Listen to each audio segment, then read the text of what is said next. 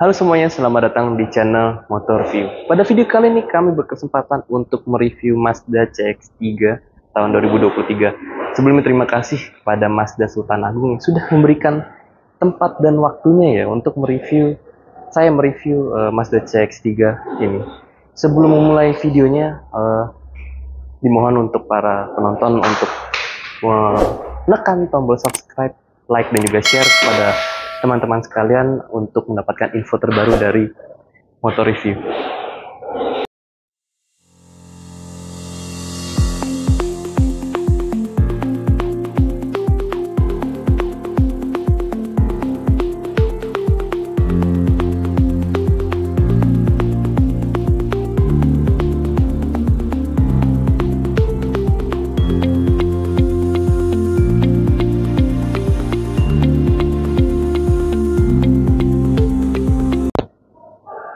Oke, Mazda CX-3 pertama kali dikeluarkan pada tahun 2021. Yang kita review ini adalah Mazda CX-3 yang 2023, di mana dia mendapatkan penyegaran, yaitu berupa pembesaran layar dari head unitnya dan juga beberapa warna baru seperti platinum quartz dan juga abu-abunya yang sangat menarik. Jika dilihat di depan sini, lampu yang digunakan di sini menggunakan desain seperti lampu Mazda 2 ya. Tapi desain pada lampu ini juga sudah seperti sedikit berumur karena tidak seperti saudara-saudaranya yang menggunakan lampu seperti CX-8 di sini menggunakan lampu yang lebih sipit, dan juga pada Mazda CX-5 dia juga sudah menggunakan lampu yang berbentuk C yang lebih baru tentunya. Jika dilihat di sini, grillnya juga menggunakan desain seperti Mazda CX-5 yang sudah cukup berumur karena di sini menggunakan aksen garis ya, tidak seperti saudara-saudari sekali lagi yang sudah menggunakan aksen bintik-bintik. Lampu yang digunakan untuk lampu utama sudah menggunakan LED projector, untuk lampu fog lamp juga sudah menggunakan LED, untuk lampu sein sudah menggunakan hanya menggunakan lampu bohlam saja. Jika lihat ke bawah sini terdapat bumper yang berbahan plastik ya, jadi dia memang ground clearance-nya nih cukup tinggi, jadi dia jika kena di bagian sini tidak membutuhkan biaya yang cukup banyak. Terdapat juga chrome di sebelah sini yang membuat mobil ini cantik ya, jadi dia juga mengejar pasar perempuan mungkin, tapi dengan ground clearance yang lebih tinggi. Juga terdapat chrome yang lumayan besar di bagian sini dan lambang Mazda yang belum terdapat radar ya, jadi dia belum ada adaptif cruise control. Oke, kita ke bagian samping. Desain pada bagian samping dari Mazda CX-3 ini agak sedikit polos ya, karena dia tidak terdapat lekukan garis yang cukup banyak seperti pesaing-pesaingnya. Dia terdapat satu lekukan yang membentang dari depan sampai belakang sini, dia nyambung sampai ke lampu remnya, dan juga terdapat side skirt di sini dan juga mudguard yang lumayan besar ya. Jadi dia memang digambarkan seperti SUV compact atau crossover compact. Memang di sini bannya pada Mazda CX-3 menggunakan desain two-tone dengan warna gunmetal dan juga abu-abunya yang menurut saya desainnya cukup biasa, karena terdapat banyak mobil yang sudah menggunakan warna seperti ini. Untuk pengereman dia sudah menggunakan pengereman full cakram, jadi di keempat roda dia sudah menggunakan cakram semuanya. Bannya dari Toyota dan ukurannya adalah 215/50R18. Untuk kunci pada Mazda CX-3 dia menggunakan kunci yang cukup besar di sini, dan tombolnya terdapat di bagian samping. Akses masuk dari mobil ini cukup mudah dengan tombol di handle pintu, kemudian mobilnya akan terbuka. Untuk mengunci juga sama, dia cukup memencet tombol dan pintu mobil akan terkunci. Untuk terdapat juga shark fin di bagian atas mobil ini yang cukup landai. Panjang mobil ini yaitu sekitar 4275 mm, dan juga untuk wheelbase-nya dia 2570 mm. Terdapat lampu sein juga di sini dan tidak terdapat adanya kamera ya. Jadi dia karena memang belum support dengan 360 camera. Ada juga blind spot monitor yang dapat membantu Anda jika Anda mengendarai mobil ini. Oke, kita ke bagian belakang. Oke, pada bagian belakang di sini yang terlihat sangat mencolok ya, daytime running light-nya yang terlihat sangat cantik di malam hari, tapi sayangnya di sini lampu sennya masih menggunakan bohlam, dan juga tapi untungnya lampu mundurnya sudah menggunakan LED. Di bagian belakang tidak banyak perubahan, dia hanya perubahan pada lambang CX-3 dan juga Skyactiv G-nya saja. Ini jika dibuka, Anda akan mendapatkan bagasi seluas 1268 liter, dan juga jika Anda masih kurang, Anda dapat membuka kursi pada bagian kedua ya, dengan tombol di sini. Ya, tapi sayangnya di sini tidak terlalu rata ya, dia masih terdapat adanya perbedaan ketinggian di situ. Dan juga uniknya di sini juga terdapat lampu, dimana jika Anda membuka bagasi, kan lampu ini akan tidak terlihat ya, jadi gantinya adalah lampu di bagian sininya. Terdapat dua tombol di bagian sini dan juga sini, gunanya untuk membuka dan mengunci mobilnya. Terdapat juga ada kamera mundur yang kualitasnya menurut saya lumayan bagus ya. Ada juga 4 buah parking sensor, dimana akan membantu Anda untuk parkir mobil ini. Juga ada fitur rear cross traffic alert yang berguna jika Anda ingin keluar parkir. Dan jika dilihat di bawah ya, di sini terdapat 2 muffler knalpot yang ini terlihat, ini asli nih. Jadi ini akan menjadi salah satu desain yang membuat mobil ini sangat-sangat sporty. Oke, kita bahas bagian dalamnya.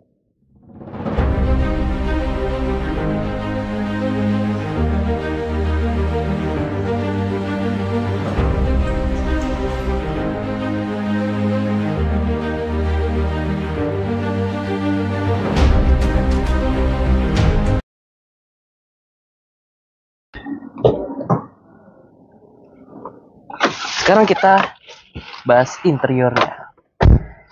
Ya, masuk ke dalam mobil ini, pintunya yang pertama kita rasain nih berat banget ya. Jadi kerasa banget mobil mewahnya. Memang harganya di atas standar sih dia, di atas kompetitor-kompetitornya. Jika kita nyalakan di sini, ya memang di sini karena belum boleh menyalakan mesinnya, jadi terdapat HUD di sini yang akan menampilkan info dari kecepatan mobil yang sedang kita kendarain, dan juga terdapat fitur safety-nya kelihatan di HUD-nya, yaitu blind spot monitor ya. Oke, di sini menurut saya desain dari interiornya nih minimalis ya, karena tidak terdapat banyak tombol di bagian atas ini, terutama di head unit dia nggak ada sama sekali tombolnya, hanya hazard saja, dan habis itu sudah semuanya karena head unitnya sendiri diatur dari bagian bawah sini. Untuk bentuk lubang AC-nya di sini seperti turbin pesawat ya. Jika dilihat memang di sini rasanya ini enak banget gitu. Jika dioperasikan diatur di sini enak banget rasanya. Untuk pengaturan AC dia belum digital ya. Dia masih putar-putaran biasa.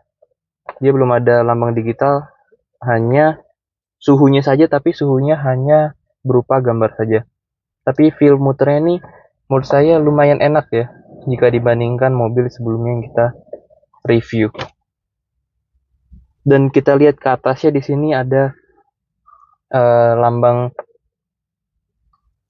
sabuk pengaman untuk bagian kedua. Jadi bagian belakang itu bisa kedetek jika tidak memakai sabuk pengaman.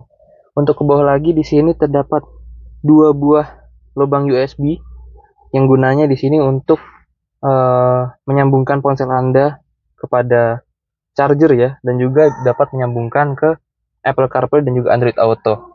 Ngomong-ngomong, di sini Apple CarPlay dan Android Auto juga sudah support dengan wireless, jadi Anda tidak perlu ribet-ribet untuk memasang kabelnya lagi. Jadi dia bisa wired dan juga wireless itu tadi. Untuk colokan di sini juga terdapat colokan mobil pada umumnya, yaitu colokan 180 watt ya, dan juga terdapat wireless charger di bagian sini. Tapi sayangnya di wireless charger di bagian sini tuh dia tidak support dengan HP yang kecil. HP yang kecil tuh kurang ke atas ini. Jadi jika Anda mau ngecas HP Anda yang lumayan kecil ya, misal seperti Samsung S22 ini ukurannya sekitar 6,4 inci, dia harus menggunakan seperti penyangga. Apakah di sini ada penyangganya? Ya sayangnya nggak ada ya, nggak ada penyangganya. Jadi dia harus menggunakan penyangga untuk dapat mengecas secara wireless. Di sini per transmisinya terdapat pair ND dan manual, karena di sini dia dapat pedal shift. Jadi Anda nyetir mobil ini sangat-sangat menyenangkan ya, karena terdapat pedal shift juga, dan dapat selain pedal shift juga Anda dapat mengubah gigi Anda dari gigi transmisi ya, dari pedal persneling di sini. Juga terdapat mode berkendara, dia bisa sport, dia bisa normal mode ya, tapi sportnya sayangnya dia tidak ada ubahan pada speedometer, dia hanya bertanda sportnya saja. Nah, di sini terdapat beberapa tombol yang difungsikan untuk mengatur mengoperasikan head unitnya ya. Jadi head unitnya di sini dioperasikan pada tombol di sini seperti BMW dan mobil Eropa lainnya. Ya, sebenarnya mobil Eropa itu hanya BMW saja sih. Terdapat juga volume di sini untuk volume mengatur head unitnya. Untuk rem parkir di sini juga sudah elektrik. Nah, di sini juga terdapat auto hold yang sangat berguna bagi Anda jika Anda sering mengemudikan di kemacetan. Juga terdapat penyimpanan tertutup di sini ya. Di sini dapat diubah besar dari penyimpanan tertutup ini. Ini juga bisa difungsikan jadi cup holder juga ya sebenarnya. Pindah ke bagian sini, ini juga terdapat glove box ya, tapi sayangnya dia belum soft opening, dan di sini juga tidak ada lapisan apa-apa yang menutupi, yang mengcovery dari glove boxnya itu sendiri.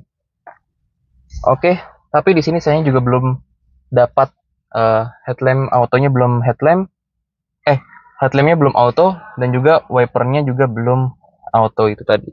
Dan seperti yang saya bilang tadi, di sini belum terdapat adaptive cruise control ya. Oke, di sini bahan-bahannya lumayan enak ya. Di sini yang kena dengan badan, kena dengan tangan di sini sudah soft touch untungnya, tapi untuk bagian atas ini masih plastik ya. Dia desainnya unik nih, nyambung. Terus habis itu untuk spion juga belum auto retract, dan auto pada jendelanya hanya pada sisi drivernya saja. Untuk penyimpanan pada bagian pintu, sisi pintu terdapat satu penyimpanan untuk botol, dan juga penyimpanan tersembunyi nih di balik dari penyimpanan botol. Oke, ke atas sini juga terdapat konsol ya. Ini terdapat penyimpanan kacamata yang sudah dilapis sejenis bludru nih. Lumayan lah, jadi tidak membuat kacamata Anda lecet, dan juga terdapat lampu, sayangnya masih bohlam ya. Di sini bisa untuk menyalakan lampu belakangnya juga.